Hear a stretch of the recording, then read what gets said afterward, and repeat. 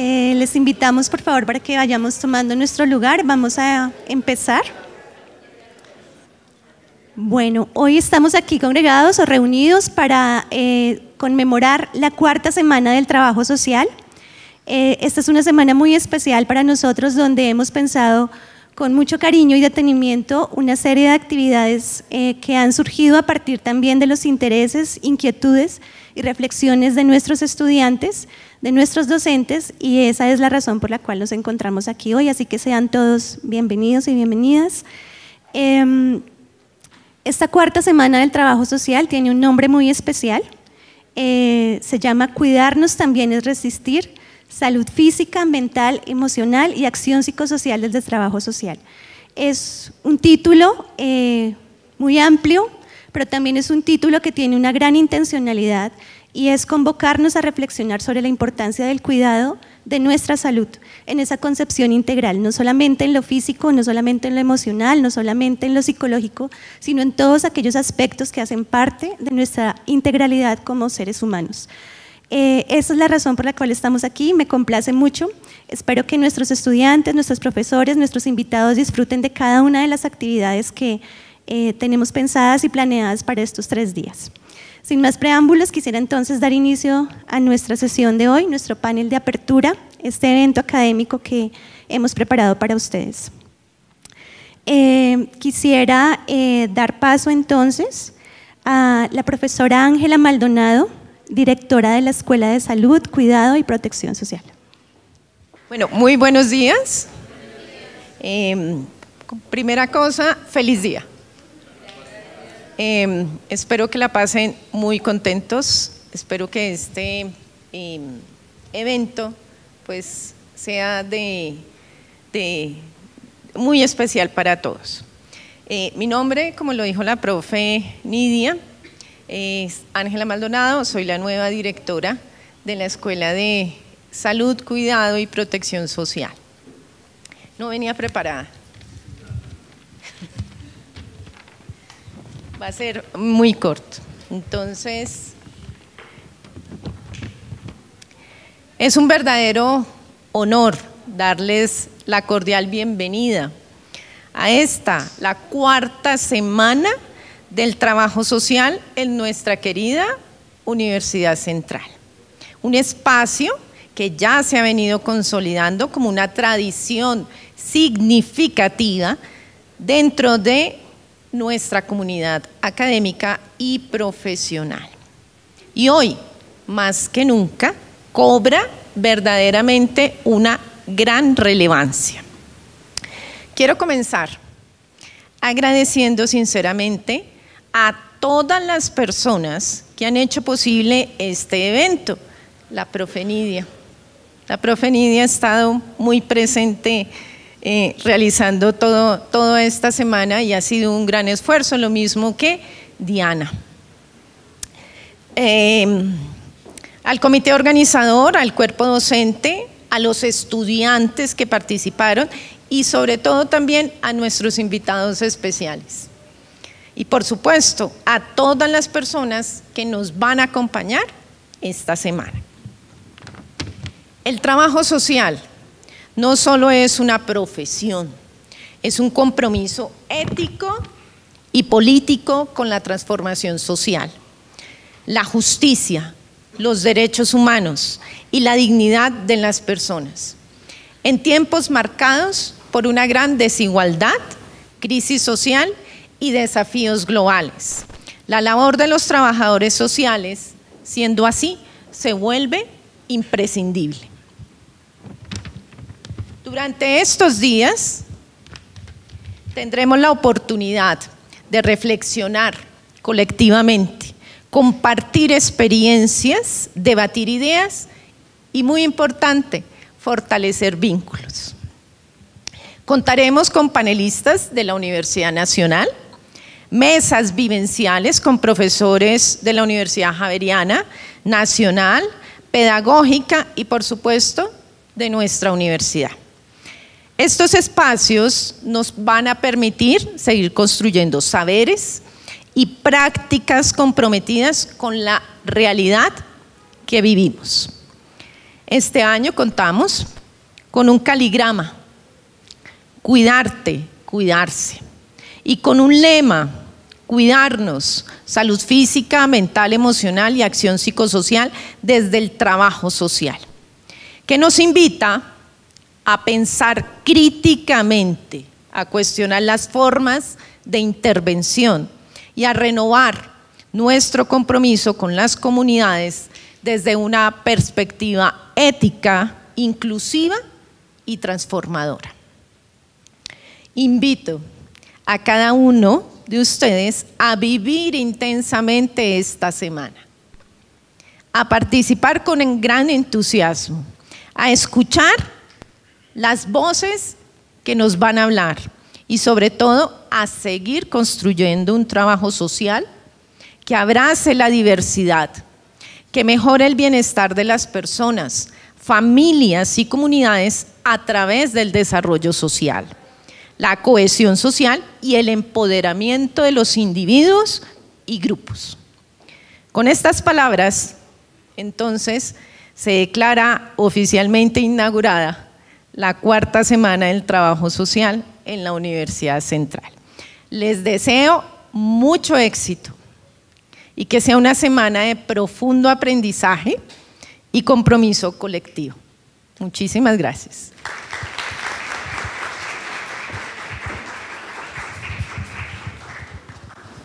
Muy contento de estar acá con ustedes. Muchas gracias por la invitación. Hace 2 semanas posteé en LinkedIn, saqué este post. Pueden verme ahí, Jorge Hernán Gómez, en LinkedIn. Y el post hace una referencia gráfica muy bonita. Habla de 4 conceptos: desigualdad, igualdad, equidad y justicia. A mí me gusta mucho hablar con gráficas, ¿sí? Y donde dice desigualdad, hay 3 personas detrás de un muro viendo un partido, ¿verdad? Imagínense un partido, el super partido. ¿Quién les gusta aquí el fútbol? ¿Sí? ¿Les gusta el fútbol? Bueno, el baloncesto o cualquier deporte. Imagínense uno viendo el mejor partido detrás de un muro. Harto, ¿verdad? Pero ahí hay un tema que se llama desigualdad. ¿Qué pasa con los altos en el muro? ¿Qué pasa con el que es más alto o la que es más alta? Lo ven perfectamente, ¿verdad? No tiene lío. ¿Y qué pasa con los medianos como yo, que tengo altura media? Pues uno, ¿cierto?, se empina y trata de ver el partido. ¿Y qué pasa con el más bajito? Bailo, ¿cierto? Una olla. Pues no lo ve. Tiene que acudir al grande para que lo cargue o le ayude. Eso se llama desigualdad. Cuando las personas detrás de un muro están viendo el mejor partido de su vida y cada uno pues tiene condiciones diferentes en su físico. Hay uno alto, hay un mediano y un pequeño. ¿Cómo generamos condiciones de igualdad? Que es el día a día nuestro, en sus profesiones. ¿Cómo generar condiciones de igualdad? ¿A quién se le ocurre? Muy bien, la siguiente idea, muy bien, perfecto, profe, maravilloso. Le ponemos 3 banquitos a los 3, el mismo banquito, igual banquito de 10 centímetros y cada uno se sube en el banquito, ¿cierto? ¿Qué va a pasar ahí? El alto seguirá viendo más, el mediano aumentará y el pequeño de pronto no le alcanza. A eso le llamamos a veces igualdad, ¿sí? Darle condiciones a todos, ¿sí? Pero resulta que viene otro que es darle a cada uno lo que cada uno necesita, porque seguramente los 10 centímetros para el alto, ¿qué significó? Pues más de lo que ya tenía, pero para el bajito no significó nada, porque realmente quedó sin ver, porque los 10 centímetros no le alcanzaban, ¿sí? Entonces, cuando todo lo que hagamos en nuestro ejercicio profesional, que incluye la justicia, implica proveer a todos de lo que necesita cada uno, brindar condiciones igualitarias a todos, pero lo más importante, incluirlos. Eso es justicia. ¿Y cuándo está el concepto de justicia? Cuando cogemos a las 3 personas que están por fuera del muro y los metemos en el partido. ¿Sí? Abrimos la puerta y, ¿saben? ¿Quieren ver el partido? Adelante. Me encanta esa metáfora, porque muchas veces usamos de manera ligera los conceptos de igualdad, los conceptos de desigualdad, los conceptos de justicia, y resulta que la justicia pasa por cada uno de esos elementos. Entonces, pues bienvenida esta semana, bienvenida a eso. Vi la agenda, me parece una agenda muy nutrida, con actores externos, con aliados, el trabajo que ustedes han hecho. Estos son espacios de co-creación. Y fíjense que en estos espacios académicos aprendemos muchísimo. Aprende una cantidad de cosas. Puede compartir ideas, conocimientos con otros colegas de otras universidades, con actores de otras instituciones, poder sentarnos a conversar.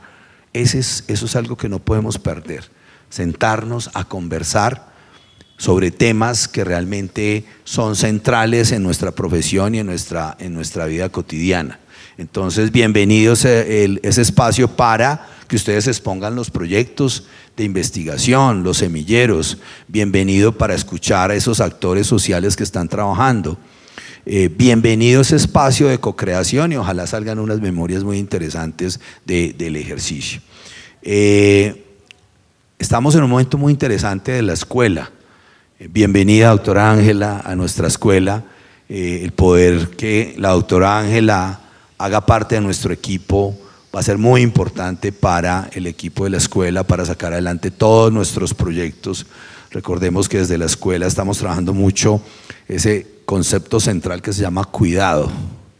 Y alrededor de cuidado, los trabajadores sociales tienen que decir mucho, las enfermeras y los enfermeros tienen que decir mucho, los psicólogos tienen que decir mucho, los de las ciencias sociales y de la salud, porque ese es un elemento clave. Recuerden hace 4 años, ¿verdad? Cuando estábamos saliendo de la pandemia, ¿cómo vivimos la pandemia? Nosotros somos esa generación que vivió la pandemia, uno de los fenómenos más aterradores de la humanidad. ¿Recuerdan cómo estaba la ciudad? Sola, abandonada, parecía una ciudad fantasma y todos encerrados, privados de nuestra libertad. ¿Sí? Ese fenómeno marcó la humanidad y nos marcó a nosotros y tuvimos 2 años encerrados, de encerramiento con nuestras familias, sin poder disfrutar, sin poder salir, sin poder disfrutar de la estética, del arte, de lo más importante de los seres humanos, que es la interacción del día a día. Eso que hacemos en nuestra casa, que es la universidad.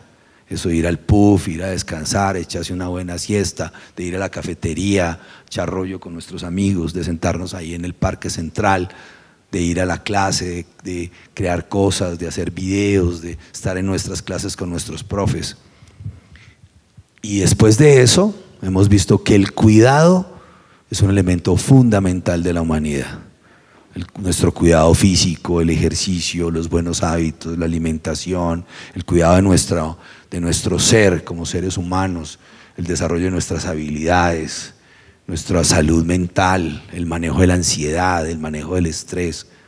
Eso nos compete, nos convoca y debe ser un ejercicio de juicioso, disciplinar, de intervención, de trabajo en las comunidades, de trabajo en equipos, en grupos, para mejorar la salud entendida como bienestar.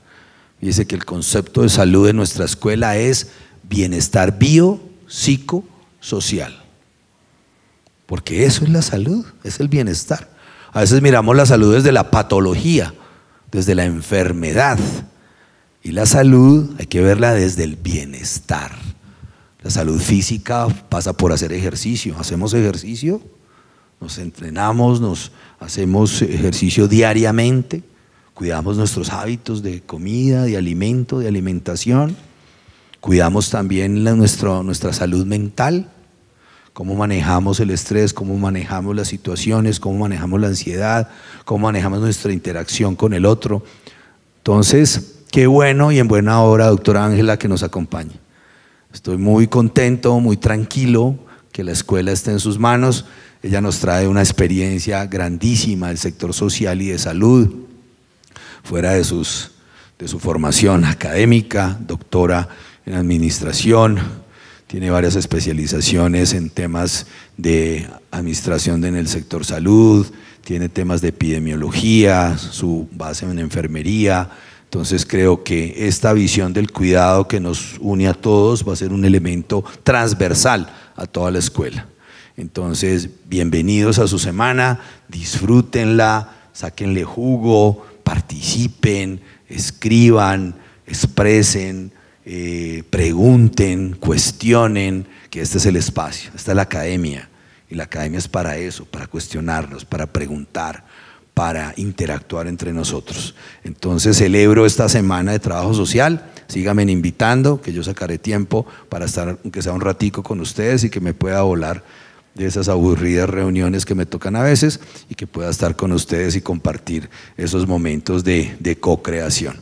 Entonces, felicidades en su día a todas las y los trabajadores sociales, hacen un trabajo muy importante por esta sociedad que tiene tantos problemas y a la cual tenemos que aportar cada día en lo que nosotros hacemos desde nuestra orilla y desde lo que podamos nosotros sumar a resolver estas problemáticas. Entonces, disfrútenlo, bienvenidos y todo el apoyo para que esta semana sea la mejor en producción académica, en compartir, en interactuar y sacar lo mejor de este ejercicio. Un feliz día para todos.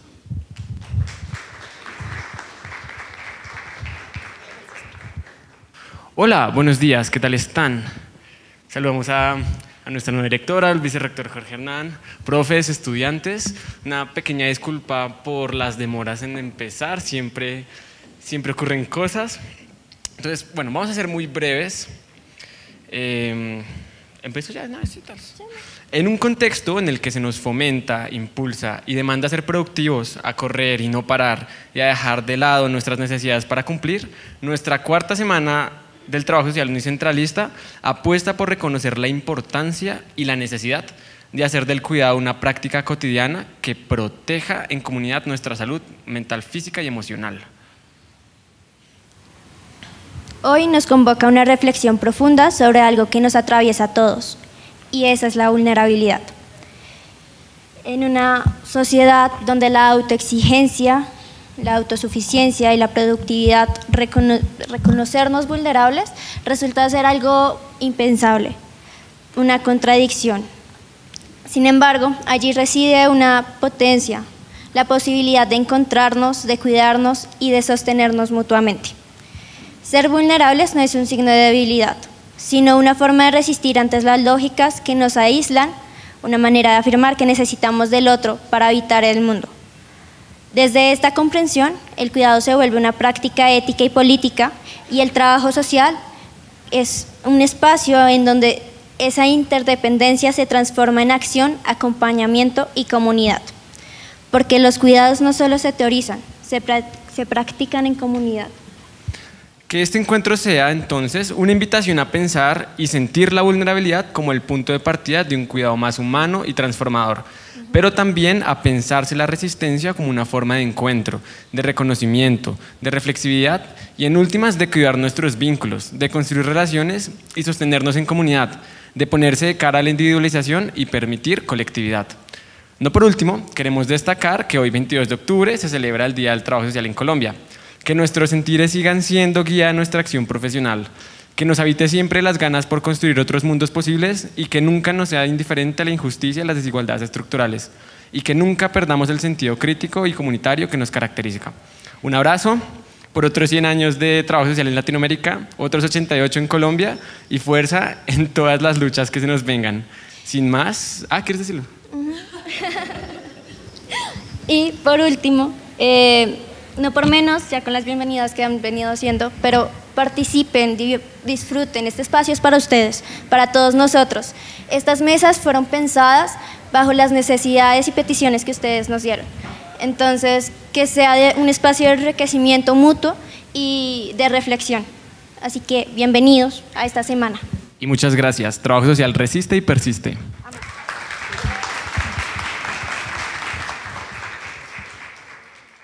Yo sé que mientras estamos acá sentados, todos nosotros tenemos nuestra vida transcurriendo. Seguramente algunos tenemos familiares enfermos, seguramente tenemos a nuestras mascotas también, que son seres queridos para nosotros enfermos. Quizás estamos pasando por dificultades financieras o en nuestras familias, o quizás estamos estresados por el semestre, quizás no nos está yendo bien en alguna materia, bueno, etcétera, tantas cosas. Este precisamente es un espacio para respirar, para darnos un respiro todos. Así que quiero invitarlos precisamente a que lo disfruten, aprovechen a continuación el panel que vamos a tener con unos invitados muy especiales que en un momento les voy a presentar, pero quisiera que más allá de pensarlo como un evento académico, formal, en el que nos sentamos a escuchar a unas personas desde luego muy cualificadas y expertas en unos temas específicos, lo pensemos más como un momento de conversación y de reflexión sobre nuestras propias vivencias en torno al cuidado. Sin más preámbulos, quisiera dar inicio a nuestro panel, a nuestro evento central. Nuestro panel se titula Abordaje del cuidado desde perspectivas políticas y psicosociales, y quisiera invitar entonces a nuestros panelistas a dirigirse aquí adelante. Y les invito a todos a que los recibamos con un fuerte aplauso.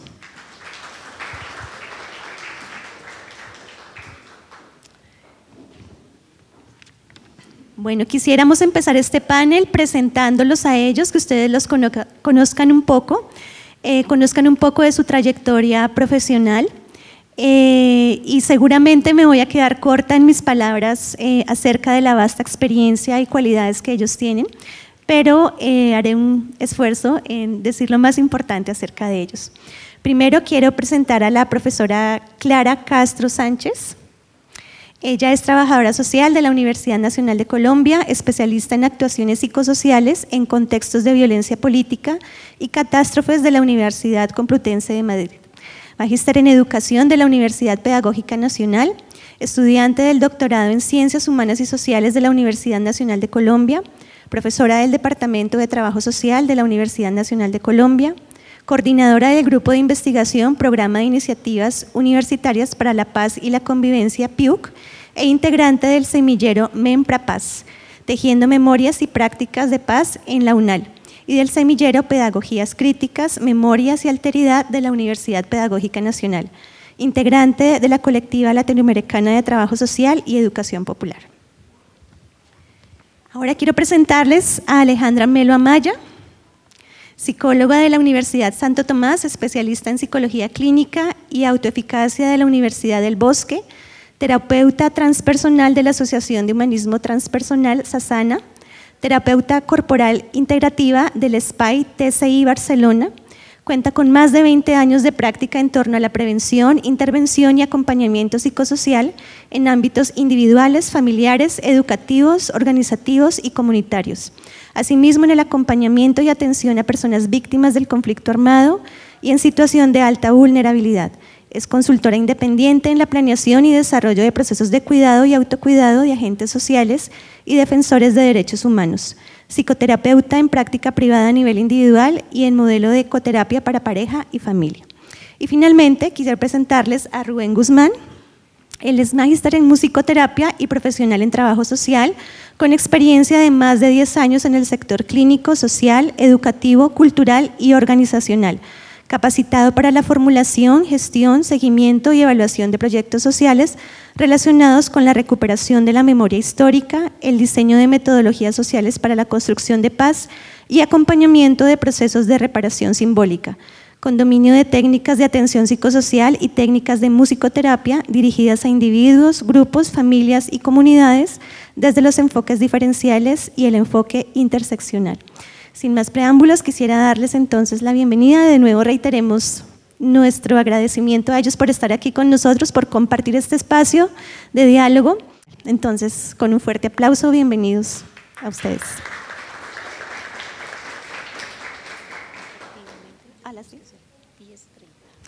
Bueno, buenos días. Muchas gracias allí por la invitación, a un reconocimiento especial al trabajo de la profesora Nidia y a la organización de esta semana.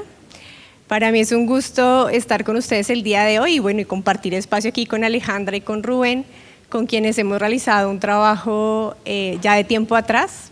Con Rubén estamos adelantando un diplomado, y una vez hacemos aquí la cuña, sobre construcción de paz a través de la música, que se oferta desde la Universidad Nacional y está abierto a todas las personas interesadas en este campo. Se abrirá para el 2026.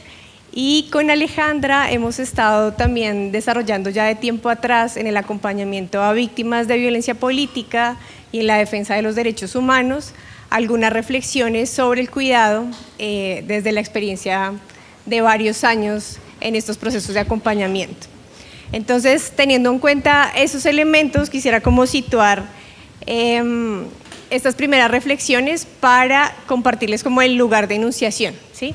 Alejandra y yo vamos a compartir una experiencia conjunta alrededor de las reflexiones frente al acompañamiento a profesionales que acompañan víctimas de violencia política en el país y que agencian procesos de defensa de derechos humanos. Y luego pues interlocutaremos también con la experiencia de Rubén sobre la musicoterapia, que es muy potente también en el plano del cuidado. Yo quisiera comenzar con unas reflexiones y problematizaciones sobre el cuidado, muy en la línea de lo que han planteado la y el representante estudiantil al inicio de la sesión del día de hoy. Hay un elemento que es clave para poder adentrarnos a esa categoría de cuidados y es el reconocimiento como campo interdisciplinar, ¿sí? Ese sería como el primer elemento que quisiera situar. Aquí estamos hablando de unos aportes interdisciplinares para configurar una comprensión del cuidado desde una perspectiva política, ¿sí?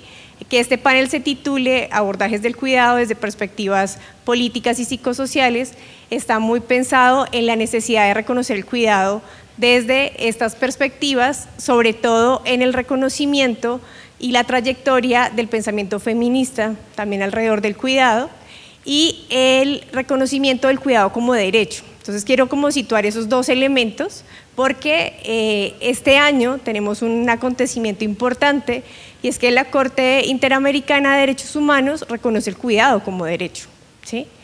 Y el reconocimiento del cuidado como derecho también le otorga una perspectiva política. Por un lado, el reconocimiento de la capacidad de agencia y de exigencia de muchas personas para tratar de sacar el cuidado desde el ámbito doméstico y familiar y ponerlo en un ámbito público, ¿sí?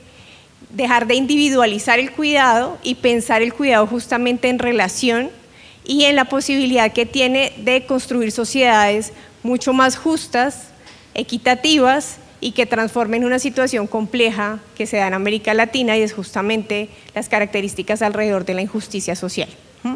Entonces tenemos varios elementos. Por un lado, este pensamiento feminista, y aquí hay varias pensadoras tanto de Norteamérica como de América Latina que han venido configurando una forma concreta de reconocimiento del cuidado.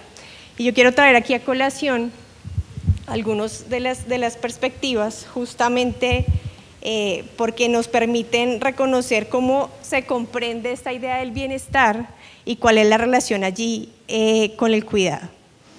Nos dice Jessica Horn en su texto Politizando el autocuidado y el bienestar en nuestro activismo como defensoras y defensores de derechos humanos, plantea lo siguiente: nuestro trabajo consiste en crear sociedades que sean justas, en las cuales la gente pueda vivir bien, saludable y equilibrada, como también sin temor a la violencia. Estar emocionalmente bien es esencial para ser capaces de participar plena y activamente en la sociedad.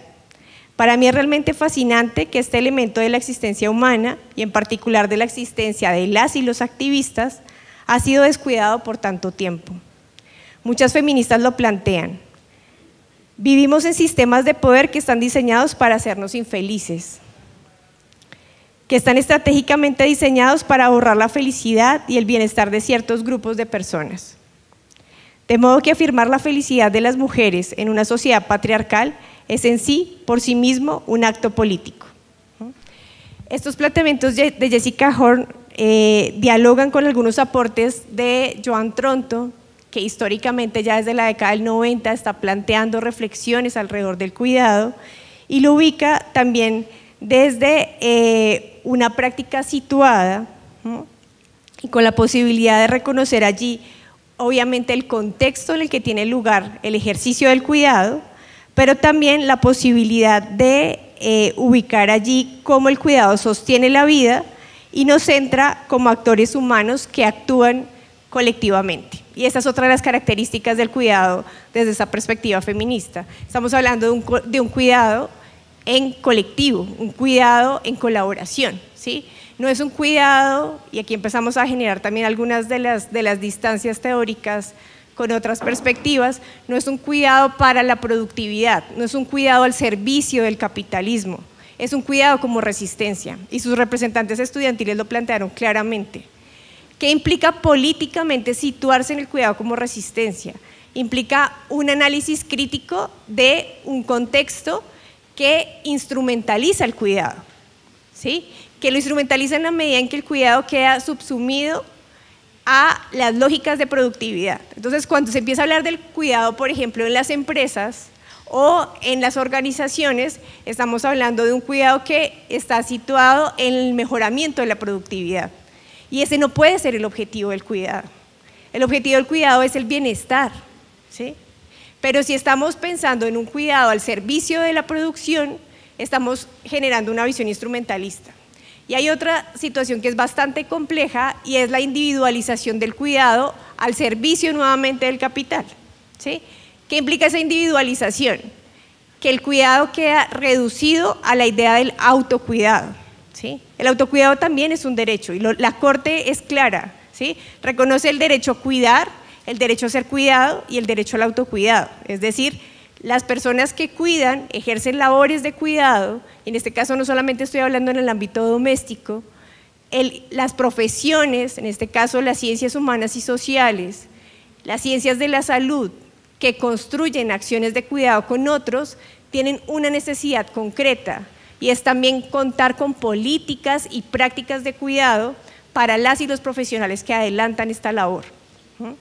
Que hemos encontrado un poco con Alejandra en el acompañamiento a varias organizaciones, que el cuidado queda reducido o a las lógicas del autocuidado, es decir, usted cuídese como pueda, desarrolle hábitos de alimentación cuidadosa, de ejercicio, de cuidado de piel, ¿sí? Todo esto está siendo cooptado por una idea de hay mecanismos y productos para el cuidado.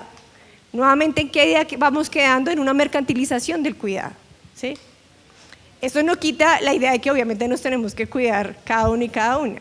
Lo que quisiera situar es la lógica mercantilista que está detrás de estas acciones individuales del cuidado. Y lo otro que hemos notado es que cuando el cuidado logra aparecer en el accionar de diferentes lugares, queda reducido también a acciones que no logran conectarse. Entonces queda el cuidado como la sesión de rumba para la empresa, la fiesta de fin de año, el yoga, ¿sí? Y acciones que no logran conectarse con las necesidades concretas de los trabajadores. Entonces, algo que hemos venido trabajando con Alejandra y que Alejandra incluso lo trabajó ya con algunos gremios sindicales, es que si reconocemos el cuidado como derecho, el cuidado también tendría que reconocerse como… Ay, Rubén, muchas gracias. Gracias. El cuidado también tendría que reconocerse como una apuesta y una exigencia en los ámbitos laborales. Y ustedes que van a integrar diferentes escenarios, ya sean organizativos, institucionales, entidades estatales, hay que empezar a situar el cuidado como un derecho, pero también como una exigencia de las y los trabajadores, ¿no? Quienes hemos trabajado ya por bastante tiempo, por ejemplo, en el acompañamiento a víctimas, en el trabajo de memoria, en lo que implica trabajar con el dolor y el sufrimiento del otro, empezamos a reconocer la necesidad del cuidado. ¿Qué ha pasado, por ejemplo, con varios de nuestros colegas? Que las vinculaciones son como contratistas, tienen que recabar una cantidad enorme de testimonios sobre la crueldad y la sevicia de la violencia en nuestro país, entregar productos y nadie se hace cargo de lo que le pasó a esa persona después de generar el escenario de escucha. Y esta escucha no solamente está mediada por el contacto con la otra persona, sino que también hemos evidenciado afectaciones en las personas que son documentadoras y que no tienen contacto directo con las víctimas, pero que tienen que leer una cantidad de testimonios que están marcados por el dolor y por la injusticia. allí también hay una afectación psicosocial. Y cuando hay un reconocimiento de estas afectaciones por el trabajo que adelantamos, nosotros hemos venido también con el trabajo que hemos adelantado con Alejandra, reconociendo una perspectiva que es importante, obviamente la perspectiva psicosocial, y reconocer el riesgo de agotamiento emocional frente a la labor que adelantamos en diferentes escenarios. No solamente en el acompañamiento por contextos marcados por el conflicto armado y la violencia política, sino por diferentes tipos de violencia, no solamente en el ámbito comunitario, sino también en el acompañamiento a familias y a grupos sociales. Y desde esos lugares, reconocer que hay un riesgo de agotamiento emocional también implica un proceso de reconocimiento de la necesidad de exigencia del cuidado como derecho para nuestro quehacer y obviamente para nuestra salud física, mental y emocional. Entonces, en este reconocimiento hemos también encontrado varios elementos. Uno de ellos tiene que ver con cuando empezamos a reconocer el cuidado, tenemos que hacer una lectura crítica de la manera en que nos relacionamos con las organizaciones o con las entidades de las que hacemos parte. Y hay un imaginario que siempre estamos encontrando en muchos escenarios y es la idea del sacrificio como sinónimo del compromiso político que tenemos en diferentes escenarios de trabajo. Y cuando hacemos esta relación entre compromiso político y sacrificio, estamos saltando varios elementos e incluso pasando por encima de derechos laborales que las generaciones anteriores lucharon para conseguir. Uno de los principales derechos, el horario laboral. Se desdibuja el horario laboral. Claro, estoy tan comprometida con mi trabajo que no importa, ¿sí? Puedo trabajar hasta las 10, 11 de la noche, puedo trabajar los fines de semana. Y entonces el compromiso empieza a diluir derechos que ya han sido adquiridos previamente. Y encontramos como dos perspectivas de este imaginario. Quienes adelantan un compromiso político desde el sacrificio, pero además quienes en cargos de poder valoran y generan un reconocimiento y una felicitación a quienes emprenden esa labor. Entonces fíjense que es una cadena que empieza a generar una lógica sacrificial que va pasando por encima de derechos laborales. O sea, no solamente estamos hablando que pasa por encima de la salud física, mental y emocional de las personas, estamos reconociendo que pasa por encima de derechos laborales ya adquiridos. Y en estas nuevas generaciones estamos viendo el impacto que tiene también digamos allí como una afectación también el reconocimiento como sujetos de derecho y sujetos políticos. Por eso escuchar a los representantes estudiantiles hace un momento es muy alentador y muy esperanzador para nosotros, porque ubicar el cuidado como apuesta de resistencia, como lo plantearon, es una de las rutas que hemos encontrado y que necesita un diálogo intergeneracional para poder seguir planteando algunos escenarios de exigencia y de reivindicación. Cuando hablamos de agotamiento emocional no estamos hablando del cansancio, porque a veces muchas personas reducen el agotamiento emocional, no es que estamos cansados, de pronto es la altura del semestre, de pronto es que estamos en informes, ¿sí? No es cansancio. El agotamiento emocional es perder el sentido de lo que hacemos, ¿no? Y una pérdida de sentido cuesta bastante. Allí Aarón y Llanos, que son dos de las autoras de las que nos nutrimos allí en el trabajo con Alejandra, plantean claramente que el agotamiento emocional es la pérdida del sentido del hacer. Y esa pérdida de sentido tiene una implicación emocional profunda, porque si hay algo que nos mueve, seamos de la corriente disciplinar que sea, si hay algo que nos mueve es, por ejemplo, elementos comunes en las ciencias sociales y humanas y de la salud, es aportar a la transformación social, ¿sí? Es consolidar propuestas de trabajo que nos permitan hacer frente a las condiciones de injusticia. Pero si ese sentido, que es como una llama que está allí prendidita, si ese sentido se apaga, si la llama se apaga, no solamente va a requerir de descanso para que vuelva a encender, va a requerir de acompañamiento terapéutico de largo tiempo, ¿sí? Entonces hay una afectación emocional, hemos encontrado en el acompañamiento afectaciones también físicas muy fuertes, ¿no? frente a los profesionales que adelantan labores de cuidado. Estamos hablando de educadores y también de diferentes profesionales de las ciencias humanas y de la salud. Y desde allí, pensar que el agotamiento emocional es como apagar esa llama, tiene unas implicaciones para la recuperación bastante profundas, ¿sí? Y requiere un tiempo grande. Entonces, ser conscientes del riesgo de agotamiento emocional implica tomar medidas de prevención, no solamente de atención cuando se presente, sino de prevención de ese agotamiento. ¿Cómo se manifiesta el agotamiento desde estas autoras? Hay 3 elementos que son claves para nosotros. Por un lado, hablan de la transmisión de las dinámicas de violencia a los equipos de trabajo. Entonces, queremos cambiar las dinámicas de violencia que existen en nuestro país, y esa es una apuesta concreta. Pero lo que hemos visto es que esas dinámicas de violencia se replican en los equipos, ¿sí?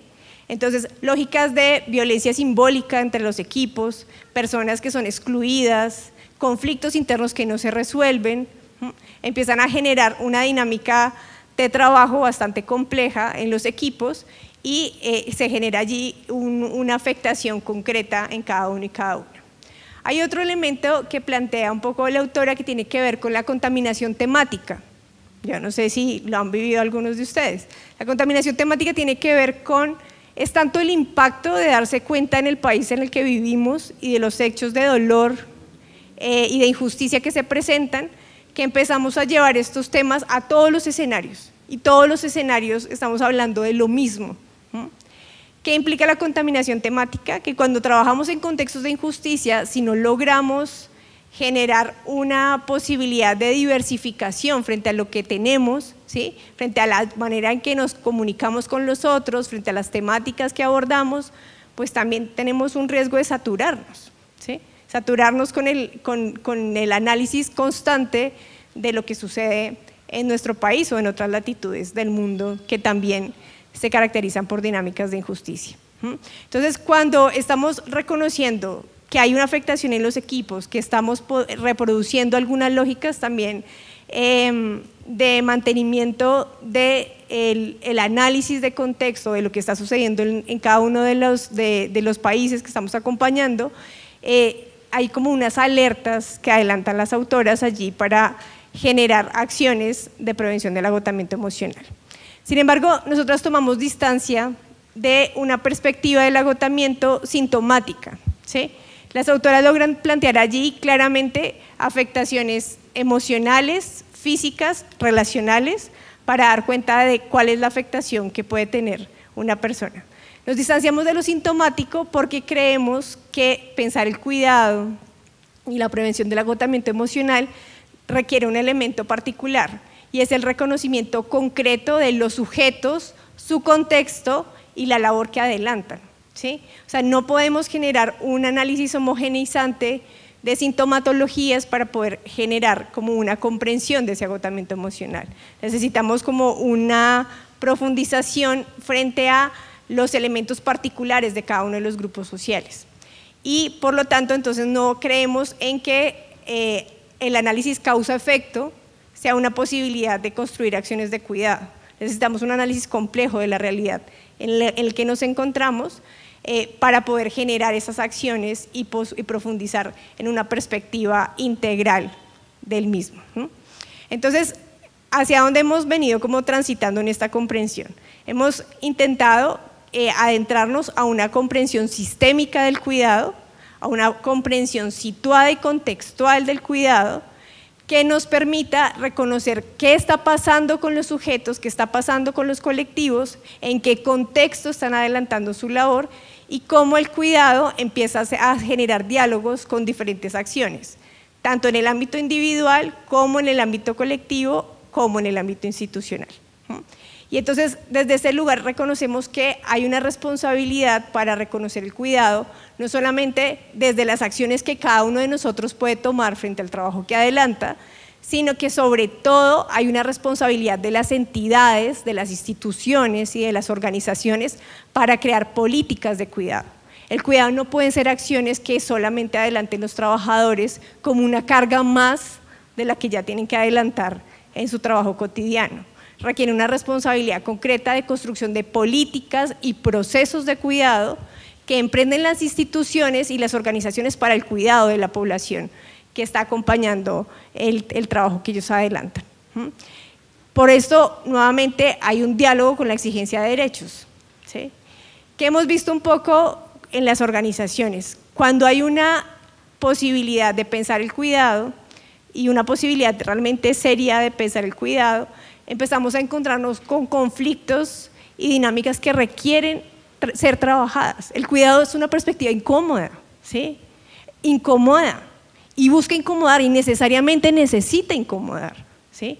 Porque es empezar a generar preguntas frente a las lógicas administrativas, frente a las lógicas de entrega de productos, frente a la lógica de entrega de resultados, frente a la manera en que se realizan las planeaciones.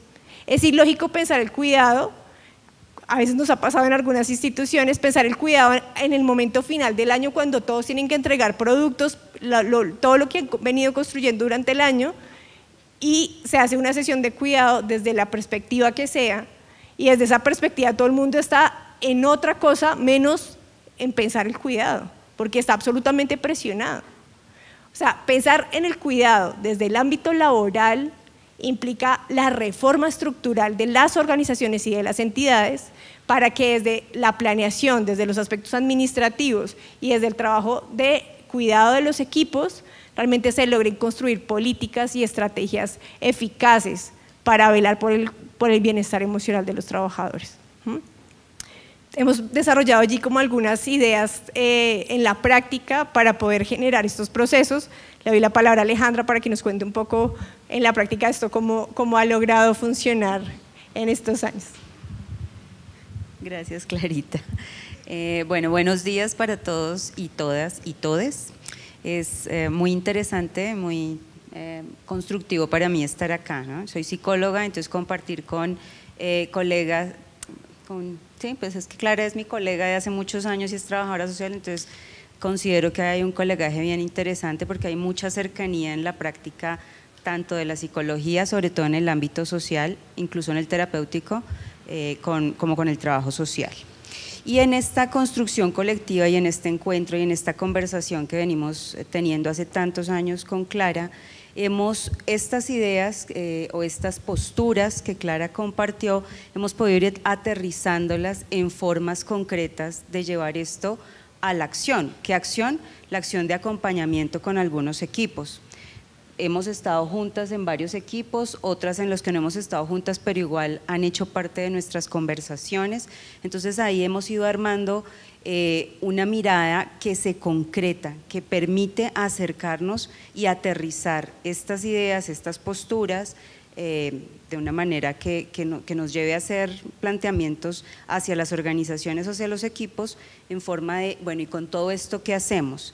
Si lo que no queremos es unirnos a la homogenización o a la individualización o tener una mirada productivista sobre el cuidado, ¿eso qué implica entonces para acompañar a los equipos o a las personas? Y entonces, en ese desarrollo de acciones hemos pensado que hemos encontrado que lo primero es poder acercarnos y entender qué es lo que está pasando, ¿sí? Cuando el compañero y la compañera representantes hablaban de qué significa resistir desde el cuidado, ponían esta palabra preciosa que es la vulnerabilidad, ¿sí? Lo vulnerable no me habla de lo débil, decían ellos, o él y ella, decían, me habla de lo que requiere ser cuidado, pero también de lo que me conecta a los otros y a las otras, ¿sí? Es desde la vulnerabilidad donde yo puedo conectar con mi capacidad de sentir ¿qué? De sentirme a mí y de sentirme en contacto, en interacción. ¿Qué me pasa en la interacción? Entonces, cuando pensamos en este primer paso que hemos construido nosotras en nuestro proceso, que es acerquémonos y valoremos, entendamos qué está pasando con este equipo en particular o con esta organización en particular, pues ahí tenemos que pensar no qué le está pasando a cada sujeto, no solamente qué le está pasando a cada sujeto, sino qué está pasando en el colectivo y qué de lo que está ocurriendo ahí nos habla de lo que requiere atención, pero también que de lo que está pasando ahí nos habla de cuáles son las fortalezas que hay, ¿sí? Porque justamente apartarnos de la mirada sintomática o patologizante nos lleva a preguntarnos qué es lo que sí funciona, qué es lo que sí sirve, qué es lo que hace que las personas, a pesar del cansancio, el desgaste o el agotamiento, les sigan apostando a participar de esos procesos, ¿sí? Ahí tiene que haber algo, y ese algo que mantiene a las personas necesitamos también poder relevarlo, porque eso también requiere unos cuidados particulares, ¿sí? Entonces, en este momento o en ese primer acercamiento de valoración de lo que está pasando, nosotras hemos identificado 4 elementos que nos ayudan a hacernos preguntas, y hacernos en este caso es hacernos no solamente nosotras como acompañantes, sino hacernos con las personas que van a ser acompañadas en ese proceso. Y entonces ahí nos preguntamos por 4 elementos o 4 categorías. 1, ¿cuáles son las ideas en torno al cuidado? ¿Cuáles son las ideas en torno a lo que hacemos? Por ejemplo, si una idea es la del sacrificio, entonces ahí hay algo que es importante mirar. Si una idea en torno al cuidado es que el cuidado, cada quien se encarga de lo suyo y cada quien vela por estar bien, entonces ahí entramos también a revisar cuáles son esas ideas, porque las ideas estructuran el segundo elemento, las acciones. ¿Cuáles son las acciones que se vienen desarrollando proclives al cuidado o contrarias al cuidado? Que están sustentadas ¿en qué? En todas esas ideas que se han venido construyendo, que a veces son muy explícitas, pero a veces no tanto. A veces no hablamos del sacrificio explícitamente en una organización, pero todo el tiempo estamos diciendo que bueno, esta persona 7, 8, 9 de la noche y ahí está. Uf, no, ella perdió su pareja, pero está con el proceso, compañero, está comprometida, ¿sí? Y aunque no estamos hablando explícitamente del sacrificio, estamos alimentando esa idea que tiene asociadas unas acciones que valoramos, que premiamos, que potenciamos, y otras que vamos dejando de lado o que vamos calificando como negativas. Por ejemplo, parar una jornada entera a pensarnos esas dinámicas de equipo que estamos teniendo, la manera en la que afrontamos los conflictos, la manera en la que estamos peleando entre equipos. Vamos a parar y a revisar, no, ¿cómo que parar? ¿No? ¿De qué me está hablando? ¿Por qué parar? Eso lo que va a ir es en contra de los procesos. El tercer elemento en este primer acercamiento, entonces vamos, ideas, acciones, ¿cuáles son los hábitos? ¿Qué es eso que se ha ido volviendo habitual en la manera en la que nos relacionamos, en la que hacemos el trabajo? No, ahí está destinado que hay un día de, ¿cómo se llama eso? Cuando viajan mucho y como de recompensa, como gracias, no, vacaciones, eso ni pensemos. Hay un día de compensatorio porque tuvo un viaje muy largo, pero resulta que nadie se lo toma, porque se volvió un hábito que nadie se tome el compensatorio, porque se siente como que no está muy bien, está tomando más tiempo del ¿no? Entonces, ¿cuáles son los hábitos que han empezado a volverse, a normalizarse, y cuáles de esos hábitos son proclives al cuidado y cuáles no? Y finalmente, que es lo que menos encontramos, ¿cuáles son las políticas institucionales que favorecen o no el cuidado? Lo que en nuestra experiencia por lo menos encontramos en las organizaciones, y a donde más apuntamos, pero donde es casi que una utopía llegar, es a las políticas de cuidado, ¿sí? ¿Cuáles son esos elementos institucionalizados que me permiten no solamente tener acciones de cuidado, sino sistemáticamente revisar cómo estamos cuidando a nuestros equipos, ¿sí? ¿Quién está cuidando a nuestros equipos? Porque muchas veces, queridas y queridos colegas, el trabajador, la trabajadora social, la psicóloga, el psicólogo que hacen los acompañamientos, que hacen los viajes a territorio, tengamos una jornadita de cuidado que estamos como desgastados. Venga, usted que es la psicóloga o la trabajadora o el trabajador social, háganos una jornadita. Pero y mi propio desgaste y mi propia sensación de malestar con el equipo. Entonces, si hay una política estructurada de cuidado, hay que pensar en los tiempos, los recursos económicos, cómo le pedimos, por ejemplo, cuando había donantes, a los donantes que dentro de todo el presupuesto se incluya una línea específica para el cuidado, o si esa política es inexistente, entonces se van a empezar a dar acciones aisladas o de plano ninguna acción de cuidado porque no hace parte de cómo estamos estructurando la institución, ¿sí?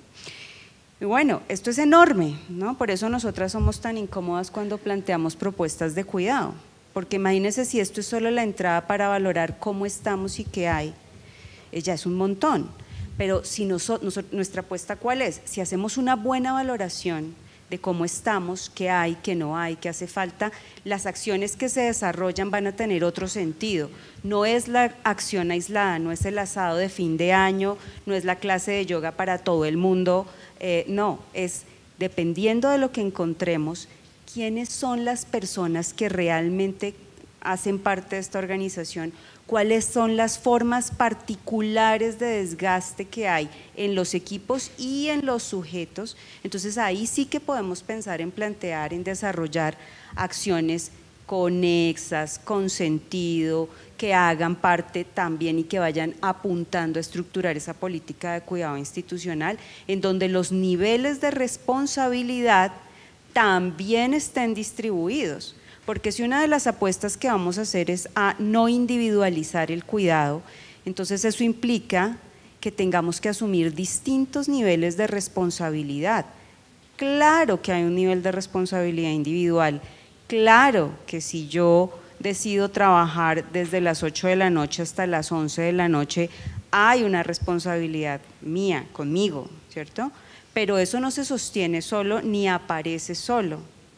Eso se sostiene en unas estructuras que favorecen ese tipo de acciones. Entonces hay que mirar cuáles son los niveles de responsabilidad de los individuos, de los grupos, de los equipos, de la institución. Y entonces si hay una institución que permite que se envíen correos a las 10, 11 de la noche, es una institución que está mandando un mensaje. Aquí está muy bien trabajar a las 10, 11 de la noche. ¿Sí? Entonces ahí es donde empezamos a mirar cuáles son esos distintos niveles de responsabilidad y qué tipo de acciones distintas hay que desarrollar en cada uno de esos niveles.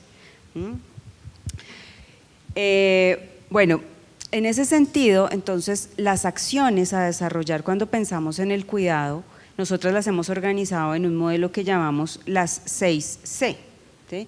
No porque el modelo hay un modelo de 4C, de 5C, de diferentes ámbitos de lo social, de la investigación social, de la intervención social, pero este de las 6C lo hemos estructurado así porque son 6 palabras que cuando pensamos las acciones apuntan a atender no solo los distintos niveles de responsabilidad, sino algo de lo que también se ha hablado hoy al instaurar este evento, y es la integralidad de los sujetos.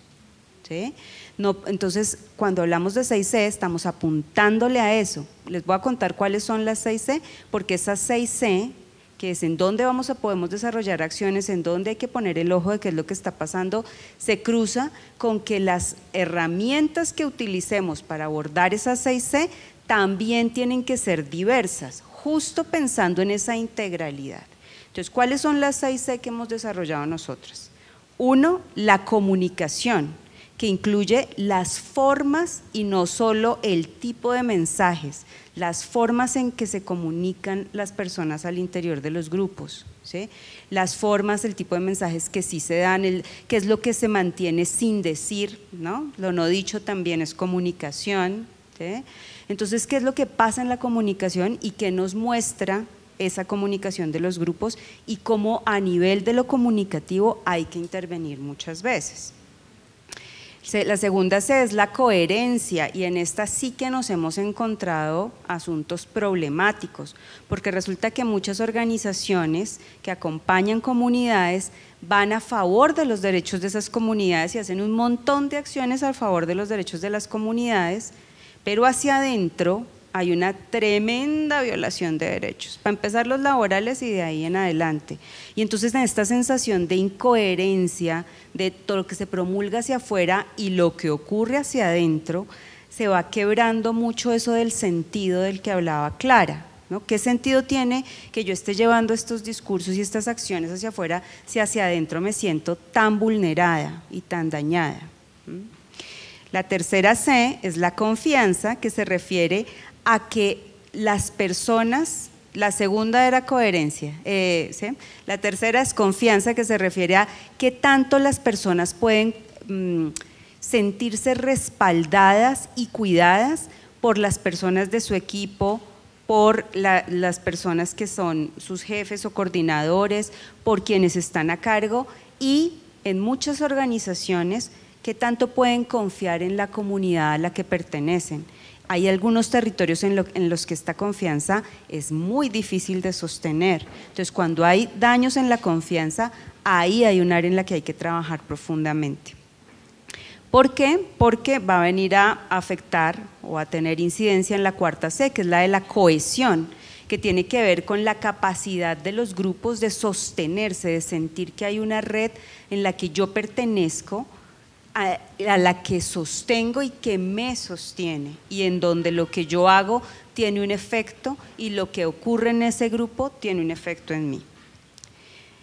La quinta es la de la conciencia, que tiene que ver con la capacidad del darse cuenta, y este darse cuenta en muy diversos niveles. Conciencia a nivel corporal. Yo puedo darme cuenta realmente de cuando estoy cansada, de cuando esta gripa que no se me quita es realmente una gripa que no se me quita o me está hablando de una afectación emocional más profunda. Yo puedo, como conciencia colectiva, darme cuenta que este ausentismo y cada vez falta más gente está hablándome de unas dinámicas colectivas que están siendo nocivas, o simplemente digo que es que la gente es perezosa y ahora la generación de cristal ya no se quiere comprometer con nada, y etcétera, etcétera, o me estoy dando cuenta de cómo estoy reproduciendo esas dinámicas violentas al interior de las organizaciones o los equipos. Y la tercera C es la de conflicto, ¿sí? Porque el conflicto, lo sabemos bien, es inherente a las relaciones humanas. El conflicto de que me está hablando no de que haya pelea y disparidad, sino que hay un encontrón de necesidades. ¿Cómo resolvemos los conflictos? Ahí hay una información muy importante. Por ejemplo, hemos encontrado organizaciones en donde no, aquí no hay conflictos, aquí nadie pelea con nadie, y lo que encontramos es que hay un montón de personas que se callan, que no dicen nada, que terminan quejándose con la pareja, teniendo una vida familiar muy compleja, porque en la organización o en el espacio no hay permiso de exponer el conflicto, porque no hay herramientas ni estrategias para el trámite de esos conflictos. Entonces, en todas esas C hay cosas que valorar y acciones que desarrollar dependiendo de lo que vamos encontrando. Nos vamos dando cuenta la complejidad que implica comprender el cuidado.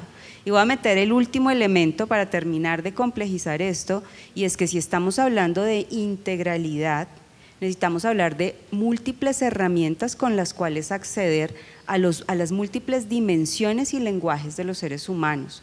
Herramientas que tengan que ver con lo verbal, ¿no? Herramientas que tengan que ver con lo simbólico. Hay lugares de los seres humanos en donde el lenguaje no es suficiente o no nos permite traducir la experiencia interna o la experiencia interpersonal, entonces lo simbólico es muy potente. Herramientas corporales, porque las emociones se perciben y se drenan con el cuerpo, y si yo percibo una rabia que me sube por acá, me sube por el estómago, me quema hasta la garganta, pero no la puedo sacar, entonces no la percibí pero no la drené, y entonces eso se me va a quedar ahí. ¿Y qué va a pasar entonces con mi cuerpo y con las tensiones y con el mico que no se quita, etcétera, etcétera? Bueno, entonces ahí hay un montón de estrategias también importantes para desarrollar. Hay una dimensión que es muy importante para mí, que es la dimensión transpersonal, que es esa que nos permite tener conciencia de que hacemos parte de algo más que nosotros mismos, ¿sí? Algo más que es mi grupo familiar, algo más que es mi grupo social, algo más que es la humanidad, algo más que para algunas personas tiene que ver también con su espiritualidad, para otras con su religión.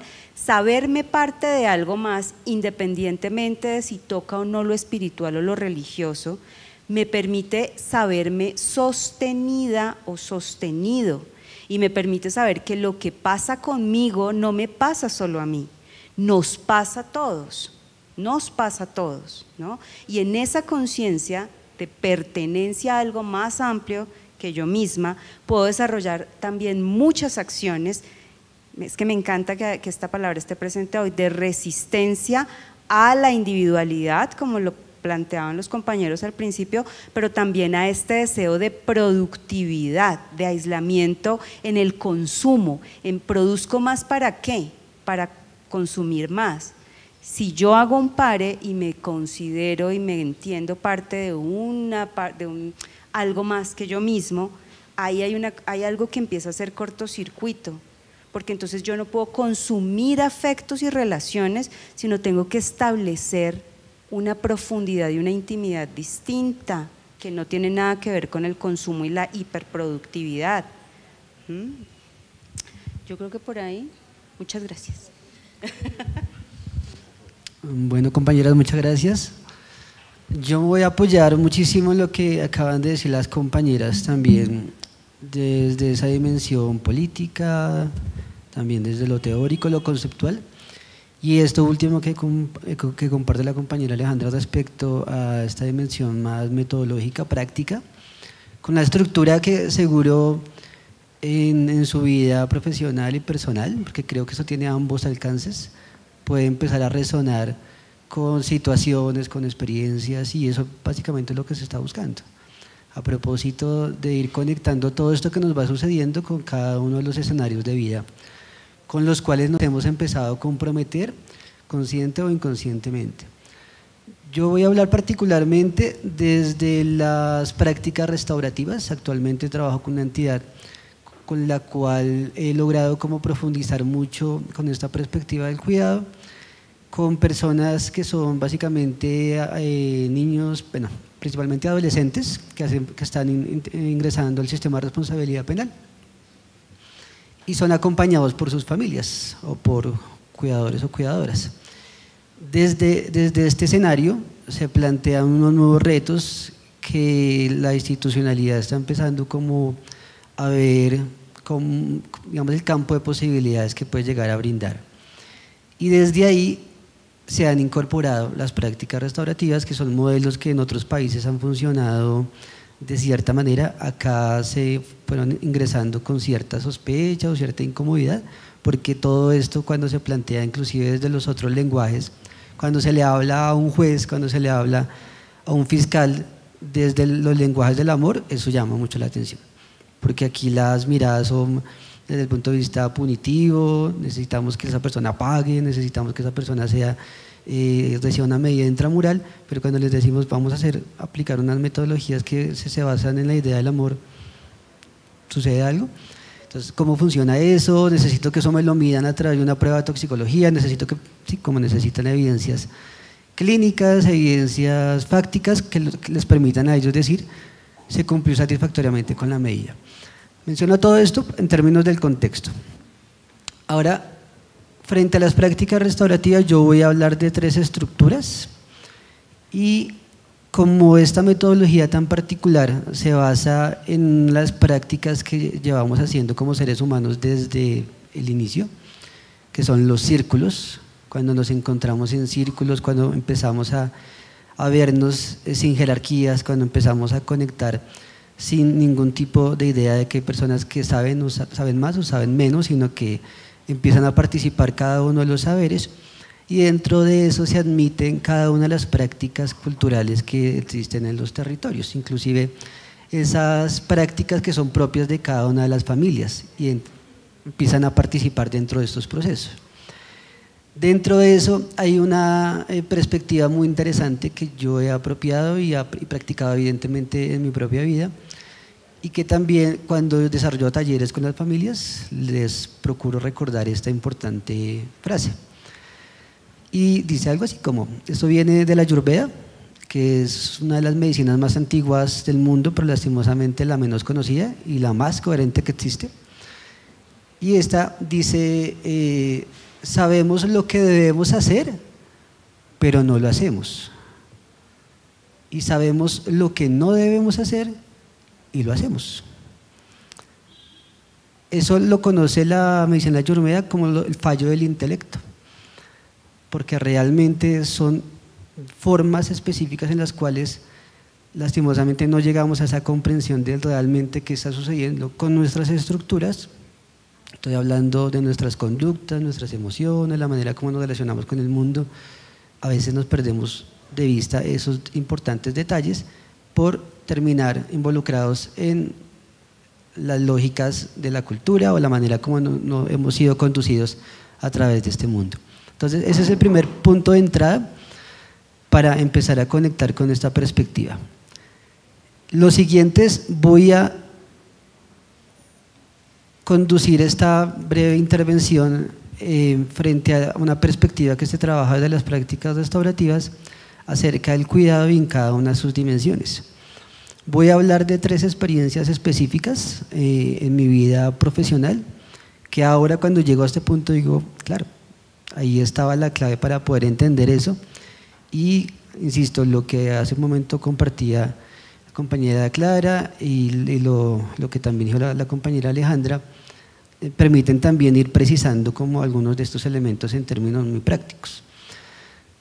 En mi experiencia profesional, en las primeras experiencias que yo tuve, eso cuando vas saliendo a llegar a una institución y te encuentras con un montón de información, me sucedió una experiencia muy concreta. Yo me encontraba con una población que es compleja de acompañar, que es la población habitante de calle, donde hay muchas problemáticas, capas de problemáticas que se van sumando. Y frente a eso, un evento en particular en donde 2 habitantes de calle que tenían pues, el reconocimiento de ser las personas que generaban miedo a todos los demás por la manera como se expresaban y por las conductas beligerantes, estas 2 personas estaban peleando en medio de la calle. Y cuando por lo general salimos de la universidad, salimos con la idea que queremos cambiar al mundo. Y yo me fui con esa idea. Y precisamente estas 2 personas se estaban agrediendo con 2, no navajas pequeñas, sino 2 cuchillos de carnicería, y nadie estaba haciendo nada. Y yo me indigné muchísimo. Dije, yo no voy a permitir que estas 2 personas en mi presencia, como un ser humano más, se maten y yo no voy a hacer nada. Y todos los demás profesionales, todos los demás personas, operadores, solamente observaban y estaban esperando que hubiera cualquier desenlace. Y yo intervine, me metí, los separé, cada uno cogió por su lado y hice mi buena labor. Pasa que cuando nos hacemos ese tipo de intervenciones sin reconocer las consecuencias que tiene todo esto, pudieron haber muchas implicaciones, principalmente para este servidor. En esos momentos, evidentemente, me di cuenta que primero debieron haber existido protocolos frente a eso, no existían protocolos, eso era una responsabilidad por parte de la entidad.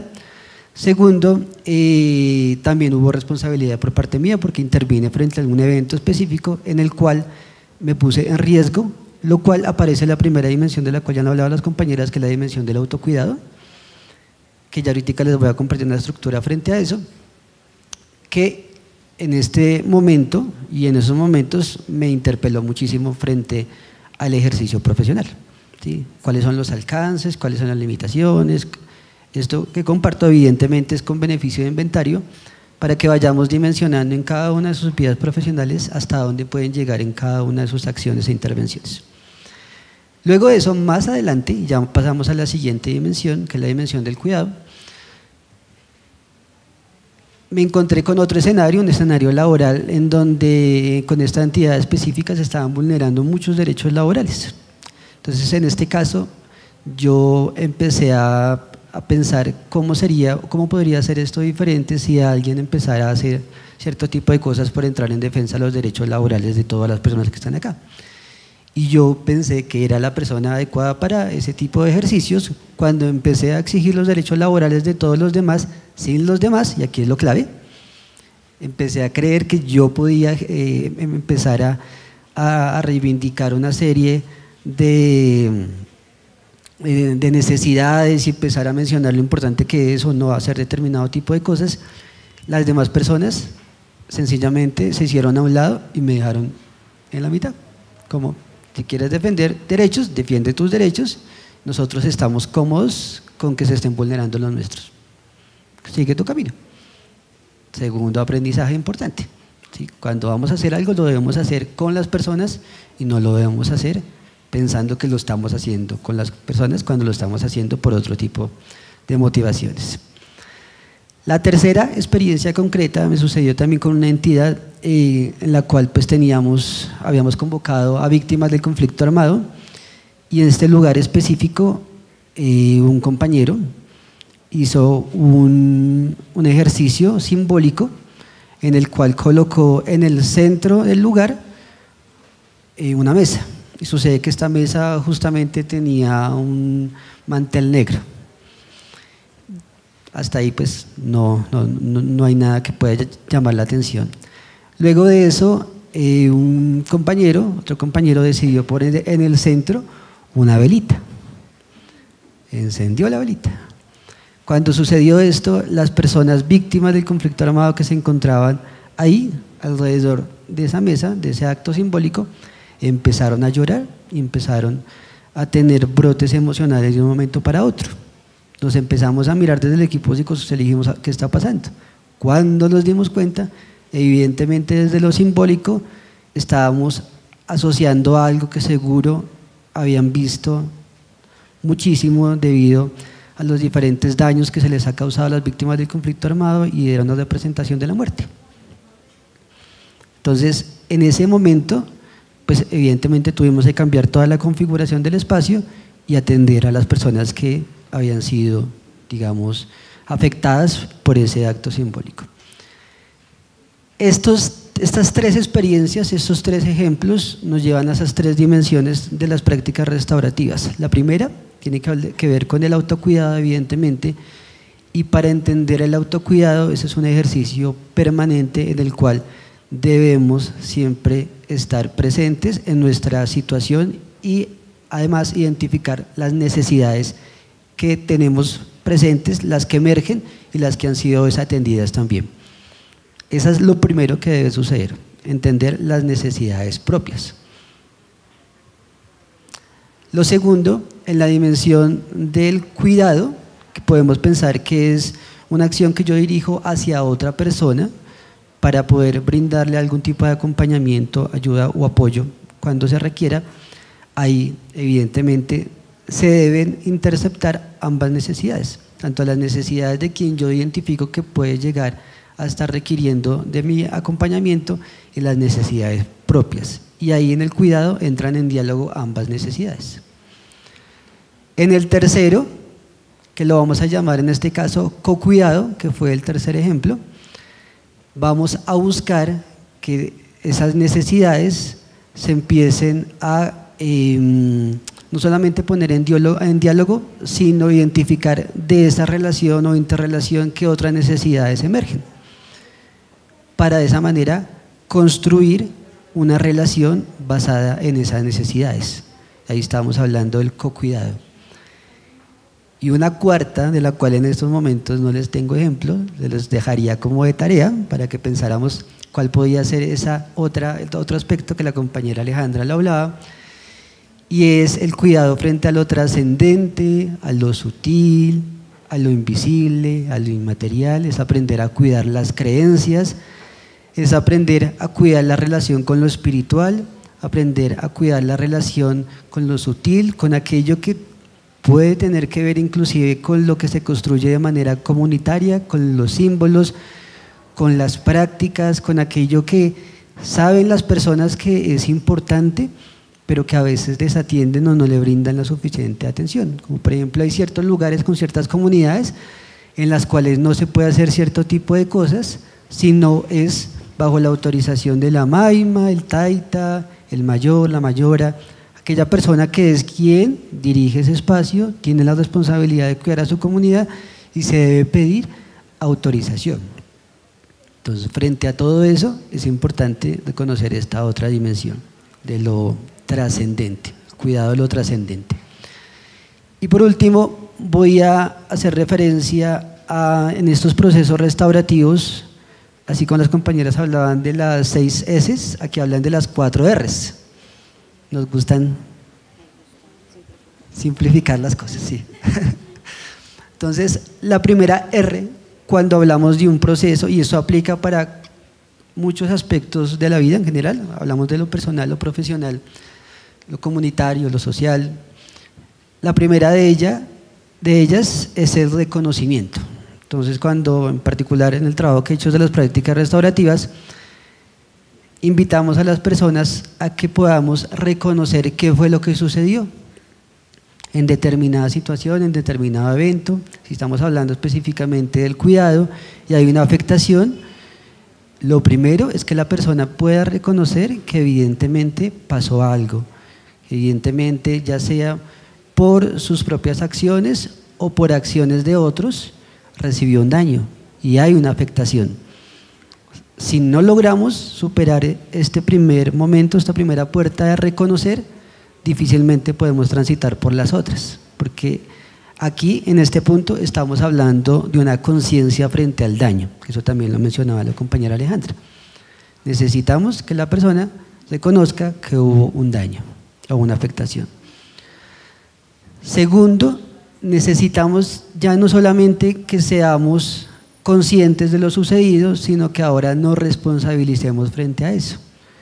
Es la segunda R, la responsabilización. Frente a la responsabilización, es necesario que se brinden las orientaciones necesarias. Muchas personas no toman acción o toman medidas frente al daño generado, no porque no quieran, sino porque no saben. Muchas personas del conflicto armado, por ejemplo, dicen: yo llevo con este dolor en mí hace muchos años, pero no es porque yo lo quiera sostener, es que no sé cómo transitar este dolor, no sé cómo elaborarlo. Y ahí es donde viene el acompañante, el facilitador o facilitadora, la persona que se ha comprometido con este tipo de procesos. Y entramos a brindarle las herramientas existentes, todo desde una mirada evidentemente profesional. Y ahí en la responsabilización empieza a generarse, digamos, una serie de procesos de agenciamiento y autoagenciamiento. Luego vamos a la tercera, que es la reparación. Evidentemente, si hubo un daño o una afectación, necesitamos devolver eso a su cauce natural. Necesitamos conectarla nuevamente con su sentido de vida, necesitamos que vuelvan nuevamente al estado que esa persona quisiera volver, evidentemente con aprendizaje, si no todo será lo mismo, pero sí a un lugar en el cual la persona sienta nuevamente que ha recuperado esa sensación de cuidado. Para poder llevarla allá, desde las prácticas restaurativas nos apoyamos muchísimo en el arte, que es lo que más sensibiliza, que es lo que más conecta, la música, el teatro, la danza, todo lo que tiene que ver con el trabajo con el cuerpo, las artes plásticas, etcétera. Todo lo que permita a la persona y que además la conecte y le permita traducir todo eso, que lo que se ha estudiado desde las artes terapéuticas es que a veces desde lo verbal no es tan sencillo llegar a tramitar algo. Por eso cuando lo pasamos a algo, un elemento intermediario que nos lo brinda el arte, como coger una guitarra, por ejemplo, o coger un tambor, eso permite que las personas puedan proyectar o puedan expresar lo que están sintiendo a través de otro canal expresivo. Y por último, tenemos reintegrar, que en términos de los procesos restaurativos, lo que se busca, digamos, en el contexto del que les hablaba, con adolescentes que han cometido algún tipo de infracción o algún tipo de delito, frente a eso lo que se busca es reintegrarlos a la sociedad, pero desde otra perspectiva también lo que estamos buscando es reintegrar estos conocimientos que adquirimos durante el proceso para volcarlos a nuestra cotidianidad. Esa es la cuarta R, reintegrar. Y con todo esto pensemos en cómo podemos llevar estas 4 R's también a nuestra vida cotidiana. Esto no solamente, insisto, desde una dimensión profesional, sino esto aplica, les voy a poner un ejemplo muy sencillo, desde a una situación que sucedió con un familiar en donde se presentó una ofensa en ambos sentidos y yo debo sentarme con la persona, debo pasar por todo este proceso, hasta una ruptura con una pareja sentimental, etcétera. Esto aplica para muchos ámbitos de la vida. Lo dejaría por ahí y ya creo que quedaríamos atentos a las preguntas por parte de ustedes.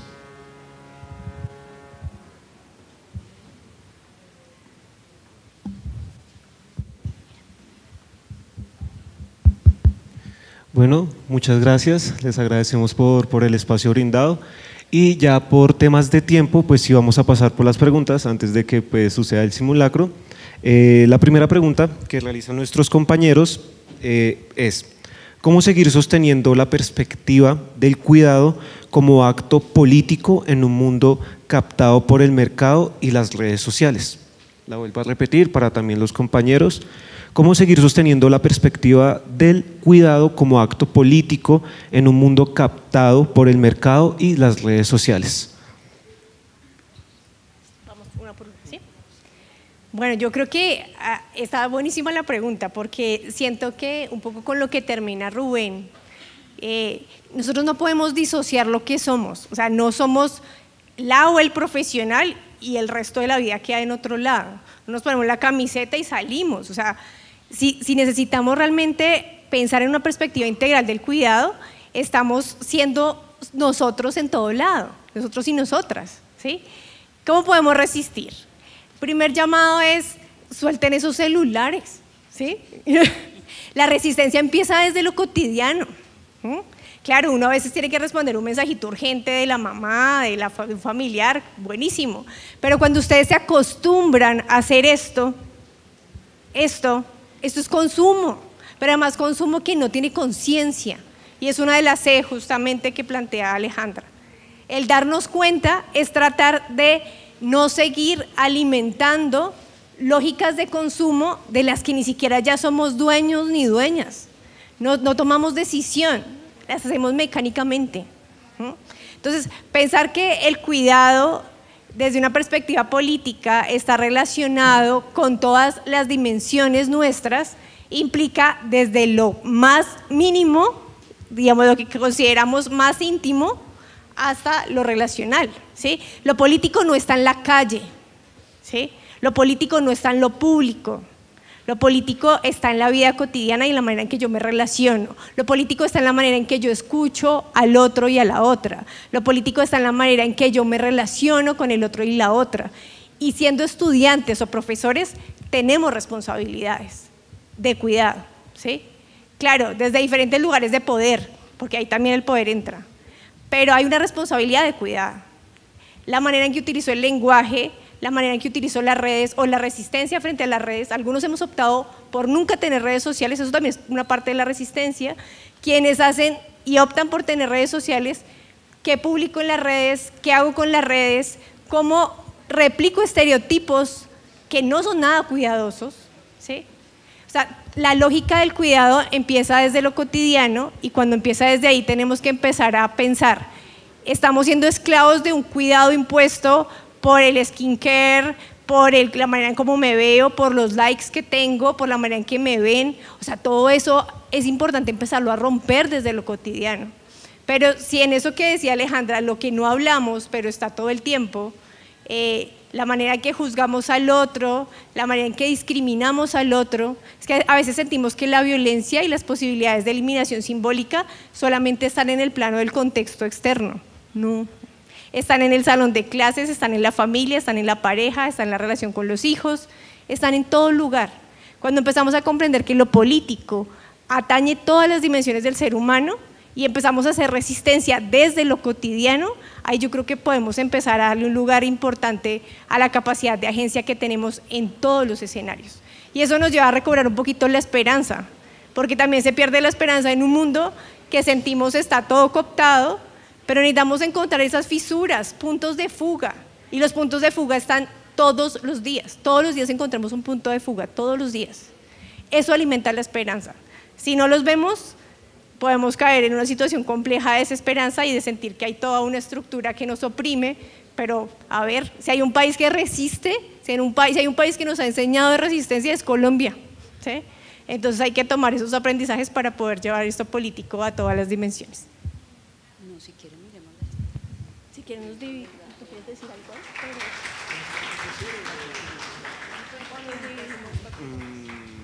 Cuatro preguntas faltan. Pues si quieres una pregunta tuya. Listo, seguimos. Muchas gracias por la respuesta. Seguimos con la siguiente pregunta, que dice: ¿cómo generar un análisis de la emocionalidad colectiva sin perder el reconocimiento de la diversidad en las afectaciones individuales? Vuelvo a repetir la pregunta. ¿Cómo generar un análisis de la emocionalidad colectiva sin perder el reconocimiento de la diversidad en las afectaciones individuales? Bueno, creo que pasa por entender que la emocionalidad no es netamente individual ni solamente colectiva, es decir, la emocionalidad es este movimiento vital del ir hacia adentro, sentirse e ir hacia afuera y ver qué me pasa en la interacción, ¿sí? Y después de que voy a la interacción y vuelvo hacia adentro, ahí pasan cosas en el sujeto colectivo, pasan cosas en el sujeto individual. Eso es un movimiento permanente. Entonces creo que arrancaría por ahí, por entender que la emocionalidad nunca es un evento netamente subjetivo o netamente compartido, todo el tiempo está en ese movimiento hacia adentro y hacia afuera. Entonces el análisis tiene que implicar que hay una complejidad que incluye lo particular, qué es lo que me pasa a mí con mi historia de vida, con mis marcos de referencia, con mis experiencias traumáticas, con mis experiencias de crecimiento, y cómo en ese colectivo del que participo toda mi experiencia subjetiva también está entrando a transformar, y mi experiencia subjetiva se transforma con lo que pasa colectivamente. Entonces el análisis pasa porque vayamos todo el tiempo moviéndonos en las diferentes dimensiones, la subjetiva y la intersubjetiva. Hay una cosa muy interesante de lo que planteaba Rubén, y es como estos 4 niveles del reconocimiento de las necesidades, ¿no? ¿Qué es lo que yo necesito? ¿Qué necesita? Lo voy a traducir al lenguaje de la emoción. ¿Qué es lo que yo siento? Igual que es una emoción, es un paquete que me informa de mis necesidades. Entonces casi que estamos hablando de lo mismo. ¿Qué es lo que me pasa a mí? ¿Qué le pasa al otro? ¿Qué me pasa a mí con lo que veo que le pasa al otro? ¿Qué le pasa al otro con lo que ve que me pasa a mí, ¿no? Si el otro me ve brava y se asusta, ahí empiezan a pasar cosas entonces en este tercer nivel, que es el de la interacción. El yo, el otro, lo vincular. ¿Y cuál era el otro nivel? Este más simbólico y espiritual, ¿no? Que también es una dimensión que para muchos autores que trabajan la espiritualidad es como la mano, ¿no? La espiritualidad es la mano y las otras dimensiones son los deditos, contiene, porque es una dimensión que nos sostiene. Entonces poder hacer el análisis es estar mirando continuamente esos distintos niveles y no separarlos. Esto me pasa a mí, esto le pasa al otro, esto pasa en el nosotros, porque todo el tiempo tenemos que estar yendo y viniendo en esa múltiple dimensionalidad. Ahora, si estamos hablando de afectación y daño, fue que era la segunda parte de la pregunta. Bueno, entonces, sí, lo que estamos hablando es cómo vemos este análisis de la emocionalidad en términos de las afectaciones. Pues de nuevo no podemos verlo solamente desde lo sintomático, ¿sí?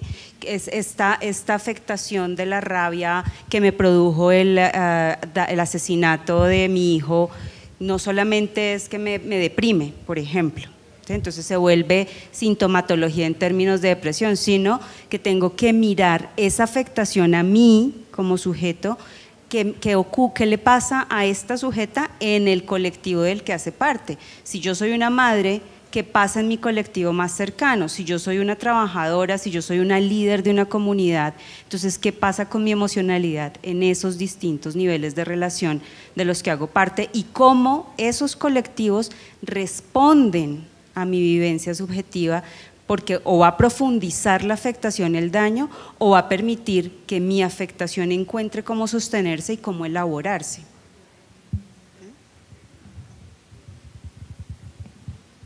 Listo, muchas gracias. Seguimos con la siguiente pregunta. ¿Cómo hacer posible que se logren las reformas estructurales de las instituciones y que éstas sean efectivas? Repito la pregunta. ¿Cómo hacer posible que se logren las reformas estructurales de las instituciones y que éstas sean efectivas? Listo, ya ahorita Clarita mencionaba frente a la necesidad de unas políticas públicas claras, que puedan orientar a cada una de las instituciones frente a este propósito, esta necesidad, este aspecto ético que debería existir para poder llevar a cabo prácticas de cuidado en las instituciones, en las empresas. Es necesario tener este referente. Lo menciono porque también ya en algunas entidades en las que he trabajado, esto, como se mencionaba también, tiende a pasarse como una responsabilidad de los mismos equipos, en donde tienen que encontrar la manera de cuidarse, tienen que encontrar la manera de enfrentar estas sobrecargas, y sabemos que existen recursos técnicos en términos de la comprensión de la cantidad de tiempo que está dedicando una persona para poder llevar a cabo cierto tipo de actividades, que es el levantamiento de cargas, pero que se cumpla en términos prácticos a veces se ha visto más como un requisito más que debe tener todas las entidades para poder dar cumplimiento con las normas, pero en la práctica no se sabe cómo bajar toda esta información y cómo entrar, digamos, en una coordinación frente a en qué momentos va a suceder, quién estará a cargo de eso, cuáles son los recursos necesarios para poder llevar a cabo prácticas de cuidado. Eso no está todavía lo suficientemente estructurado o pensado. En principio sería digamos que está la puerta de entrada, pero como sabemos que para poder llegar a consolidar unas políticas públicas que realmente respondan a eso, pasarán algún tiempo, aunque ahorita pues hay algunos ejercicios importantes, pero para poder llegar a eso, la invitación es que internamente, desde cada una de las organizaciones, tanto de base como también las empresas, empiecen a generar unas propuestas frente a eso. De tal manera que cuando sea el momento de llegar a implementar desde estos referentes institucionales, desde unas normas más claras, ya se cuente con algunas ideas de base para poder desarrollarlas.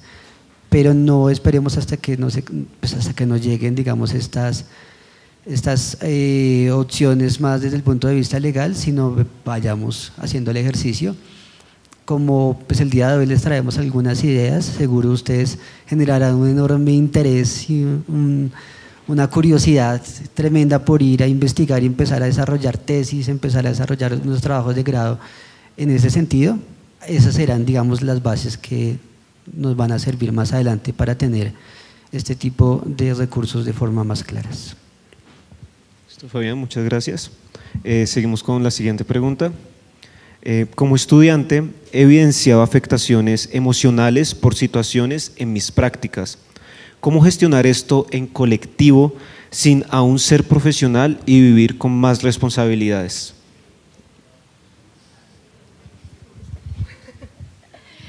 Bueno, cada escenario de práctica en el ámbito de lo social es absolutamente desafiante, ¿sí? Que existan afectaciones emocionales, digamos, es normal en medio de un contexto que es anormal, y aquí entra la perspectiva psicosocial, ¿sí? Lo anormal no es que estemos afectados por lo que estamos viendo. Lo anormal es un contexto que reproduce la injusticia y estas lógicas en las que tenemos que empezar a actuar. Entonces, recuerdo un poco, en mi pregrado hubo una afectación enorme cuando estábamos en plena ola masiva de desplazamiento forzado y ola paramilitar. Justo coincidió con ese tiempo de culminación de mi pregrado, y el atender a las víctimas de la violencia paramilitar aquí en Bogotá, porque a veces tenemos la idea de que la violencia paramilitar ocurrió en muchas regiones del país, pero que en Bogotá no pasó nada, estamos aquí en Ciudad Bolívar, pues tenía unas afectaciones concretas. Algo que ayudó un poco desde esta experiencia es tener espacios de vaciamiento, así le llamamos como en algunos escenarios, espacios de vaciamiento emocional que permitan compartir con otros lo que estamos sintiendo. Y ese vaciamiento nos lleva a algo que plantearon ya mis colegas, y es a no sentirse solo frente a la afectación. Seguramente hay varias personas que estamos afectadas frente a lo que estamos haciendo en un territorio o en una organización en particular. Entonces, compartir las afectaciones es uno de los elementos, pero el otro también es empezar a intentar elaborar esa afectación, ¿sí? Hablar de ella, representarla simbólicamente o con diferentes lenguajes, conlleva a que aprendamos de lo que significa vivir con estas afectaciones. Hay alguien que plantea en algún momento, ¿cuándo se me va a quitar esto como de la sensibilidad frente a lo que me pasa? Y yo les digo, pues nunca. Y cuando se nos empieza a quitar, ahí sí tenemos que preocuparnos, ¿sí? Siempre hay una afectación. El asunto es qué hacemos para poder elaborar esa afectación y no quedarnos solos en esa elaboración. Hay una responsabilidad en las prácticas de la institución, nuevamente el cuidado y los 3 niveles. Hay una responsabilidad en las prácticas de la institución, que en este caso sería la universidad, del colectivo de práctica, del grupo, que también contiene, y mi propia responsabilidad frente al escenario. Si esas 3 responsabilidades entran en juego, generamos espacios cuidadosos que apoyen la elaboración de lo que nos está pasando, que es absolutamente normal en un contexto como el nuestro. Yo agregaría algo ahí.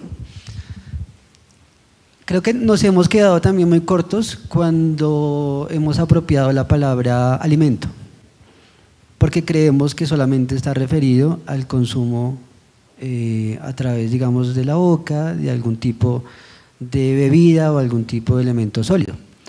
Y no es solamente eso. La invitación que nos hacía ahorita la compañera Clara frente a soltar los celulares es porque lo que está sucediendo ahí, lo que está entrando a través de lo visual también es información. Y de cierta manera hemos naturalizado no solamente cierto tipo de contenidos, sino que la información que está entrando ahí estamos pensando que no nos está generando afectación.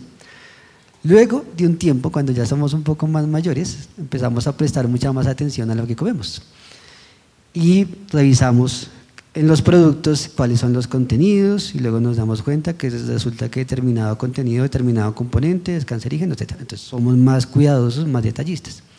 Pero ¿qué tal si hacemos este mismo examen con el tipo de contenidos que estamos consumiendo desde lo visual, desde lo olfativo, desde lo auditivo, y empezamos a preguntarnos qué me genera eso a mí?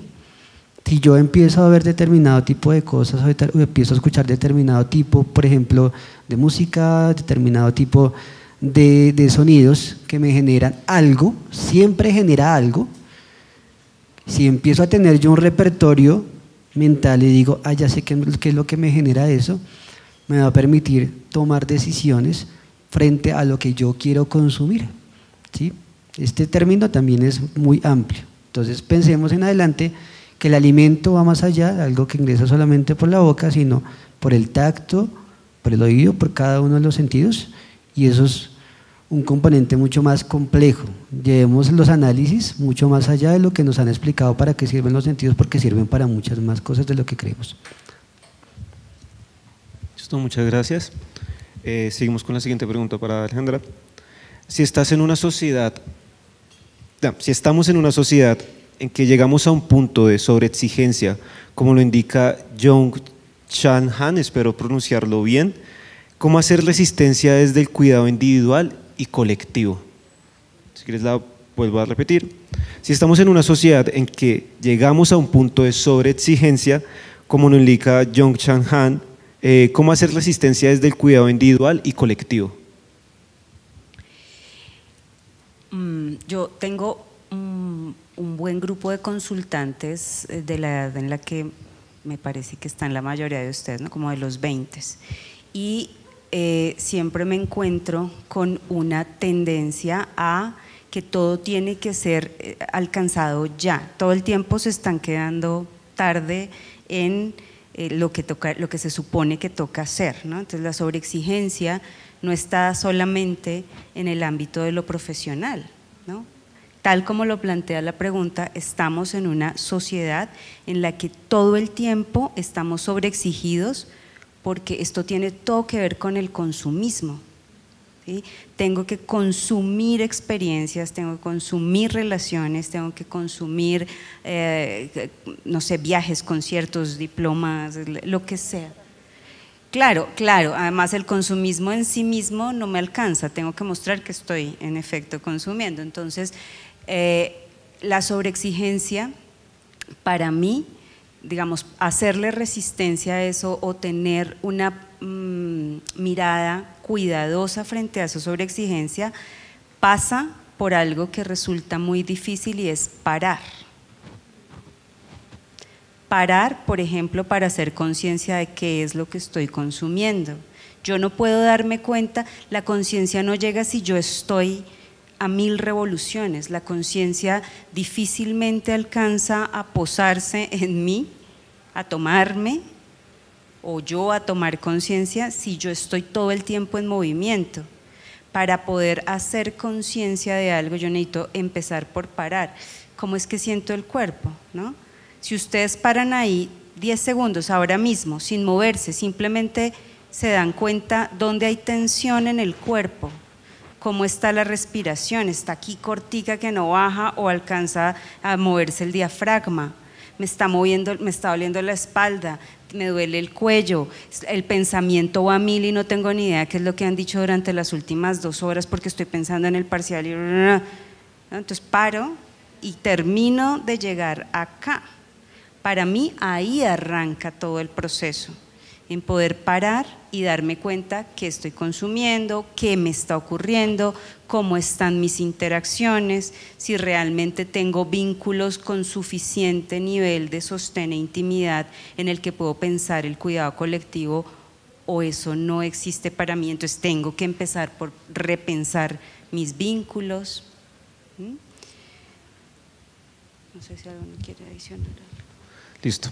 Muchas gracias, Alejandra. Ya por última pregunta, para terminar el espacio, para Fabián, ¿cómo se puede hablar de bienestar laboral cuando muchas empresas no son coherentes con sus políticas internas y perpetúan desigualdades en jóvenes?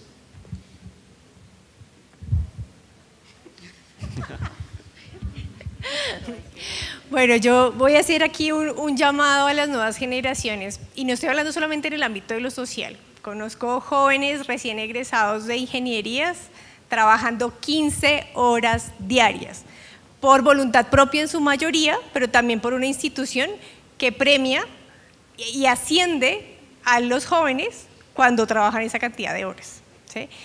Y aquí hay que hacer un reconocimiento de las luchas históricas que han cobrado vidas de personas. Llegar a las 8 horas laborales no fue una concesión de las empresas, hizo parte de luchas que cobraron vidas. Si las nuevas generaciones no retoman las luchas históricas y siguen peleando y defendiendo lo que ya hemos ganado, tenemos un escenario que ya lo estamos viviendo. Primero, el desmonte de lógicas cuidadosas de contratación laboral, que ya lo están viviendo ustedes. 2, el desmonte de derechos que ya habíamos conseguido otras generaciones. Hay una responsabilidad histórica frente a las luchas que se emprenden. Hay varios escenarios laborales en donde hablar solamente de sindicato implica despido inmediato, donde no se puede hacer parte del sindicato. También se necesita una renovación del ámbito sindical. O sea, no puede ser el mismo sindicato de los 70s actuando en el 2025. Ahí se necesita una renovación, pero esa renovación parte de un compromiso y una lucha también de las nuevas generaciones.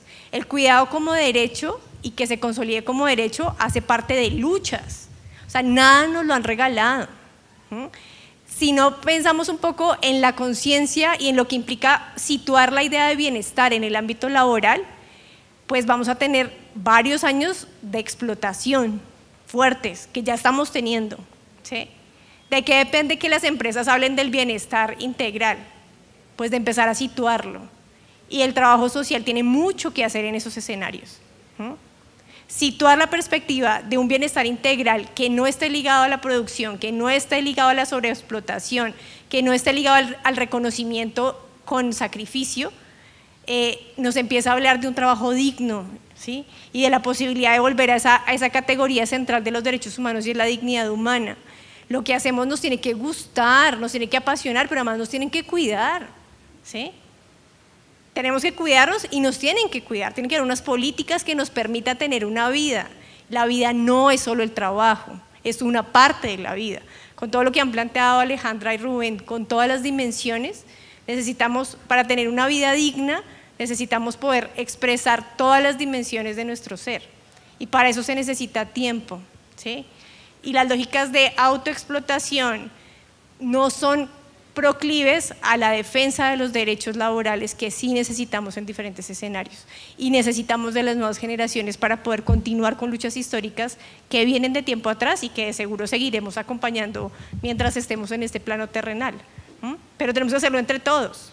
Por favor, no al caso de Rubén de tratar de exigir derechos laborales y quedarse solo porque los demás se quedaron en silencio. El silencio en este caso es cómplice del desmonte de los derechos. ¿Por qué está el silencio? Pues porque me quedo sin trabajo, porque me van a echar, porque ¿qué hago si no vuelvo a conseguir trabajo? ¿Sí? Hay muchas experiencias que cuando la gente realmente se logra unir y trabajar en colectivo, dejamos de tener todos estos miedos porque estamos en conjunto. Pero claro, si nos quedamos solos y solas, pues la cosa es más complicada. Una perspectiva de reconocimiento de los derechos es lo que necesitamos para situar el bienestar como derecho y el cuidado como un derecho que necesita ser defendido y respetado. Entonces ahí tenemos un trabajo conjunto importante que adelantar hacia futuro. Sí, muy buenas las preguntas, de verdad. Sí, las preguntas estuvieron bastante buenas. Pues les agradecemos nuevamente a Fabián, Alejandra, Clara, por estar acá en este espacio, por responder las preguntas.